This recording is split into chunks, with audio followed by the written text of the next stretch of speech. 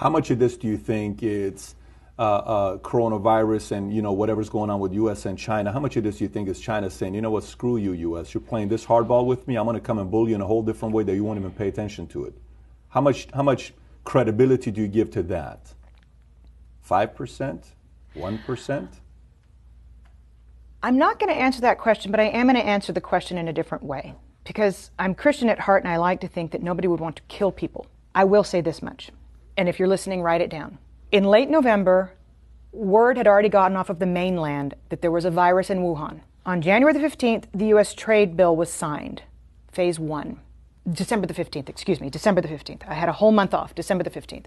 6 weeks later, the trade truce was signed with an out clause, a very clever out clause that the Chinese made sure was in there, that said if there was any kind of act of God, pandemic, then they didn't have to make good on what they had committed to buy from the United States. Within days, they announced the first coronavirus. So, did the Chinese know damn well that this thing was running around the world for 6 weeks before they shut down Wuhan? Yes, they did. Is that criminal? Yes, it is. Does it deserve to go in front of a world tribunal? Yes, it does. Because we know that it was the unfettered travel that made this thing a global phenomenon that was impossible to contain. 6 weeks they knew, but they wanted that out clause. And then they underreported what happened in Wuhan, which a toddler could tell you based on what happened in Italy, based on what's happened in Germany and in France and now in the UK with Boris Johnson in the ICU. There's no way in a city the size of New York, 11 million people, that there were so few cases. It's impossible with similar density to New York. So the World Health Organization should be held accountable for not holding China accountable to providing good, valid data so that the rest of the world could prepare for fewer people to die.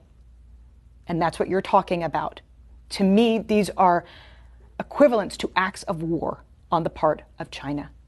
And then, equally, whether you're talking about NPR or Fox News, most major media outlets on both sides of the aisle came out and reassured the United States that it was just the flu.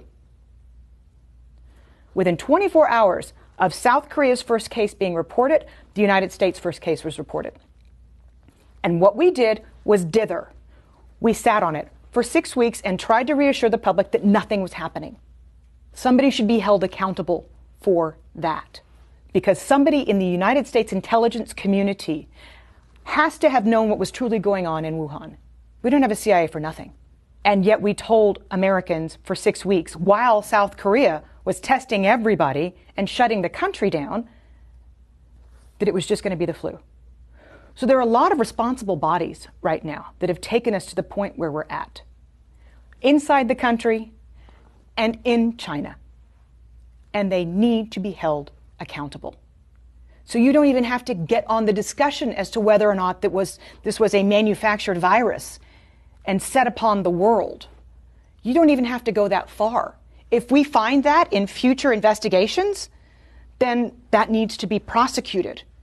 But if we just ascertain what is known and a known hushed up secret that the Chinese knew for 6 weeks about the virus before saying anything on the global stage to get a trade deal signed, somebody needs to look into that, because countless lives have been lost as a result. The damages are in the tens of $trillions. We're not talking about small here, if that's the case. No, we're not. And we're talking about people losing their family members, and we're talking about trillions of, we're talking about suicides in the future, we're talking about economic hardship. All of this could have been mitigated had China been honest and had the World Health Organization made China accountable.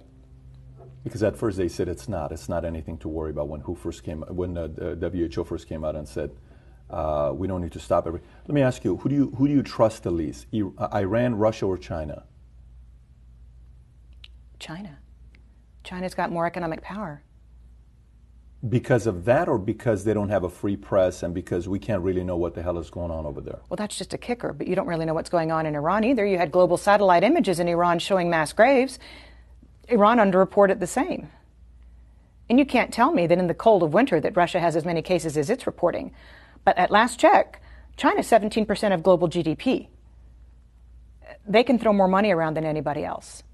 And you just mentioned two of their allies, by the way. So that's why I asked it the way I did.